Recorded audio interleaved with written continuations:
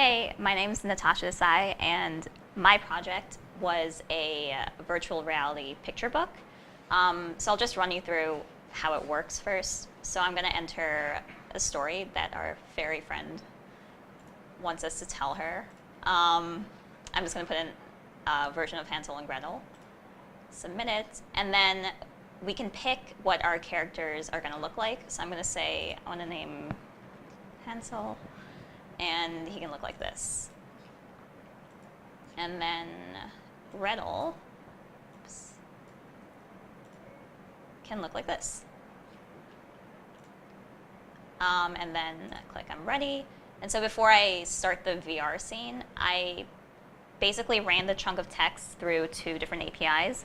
One was IBM Watson's tone analyzer, which takes a text and tells you like what the basic tone or mood of the story is, and that returns one of 5 tones, and my plan was to make a different scene based on each of those 5 tones, but making scenes in A-frame is difficult and takes a long time. So I only got to make one, the sadness scene, which you'll see because Hansel and Gretel is apparently a sad story. And then in each scene, I split up the story into 12 parts, and then each of those 12 parts was supposed to be a different scene, which would have been 60 different scenes, which is insane. So instead, I have 12. And then I ran it through another API called Compromise, which pulls out the nouns from any story. And I didn't get to implement this yet, but the idea is that I'd have like a stock database of things that show up in fairy tales or like children's books, and have object models attached to those, and then based on what nouns show up in what section of the story, I'd render those. So I'll just show you what I have so far. This is Hansel and Gretel. And so you can just walk through it like a regular VR scene. So you go once upon a time, and this is the first part of the story.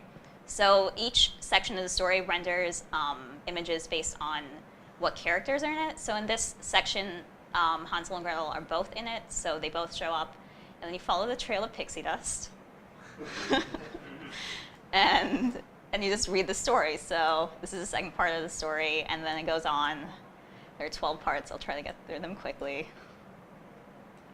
Yeah, so I tried to make each scene unique, or each section of the story unique, but that took forever, so I ended up using A-frame React on top of A-frame, which really helped because it turns different A-frame objects into React components, so I didn't have to like hard code everything.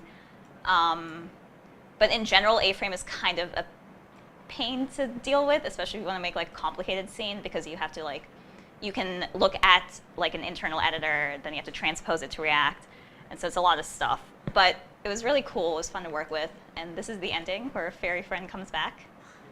And ideally, this is the sadness scene. There would be like a happy scene and a scary scene with like different fog and different backgrounds, but this is what I got so far.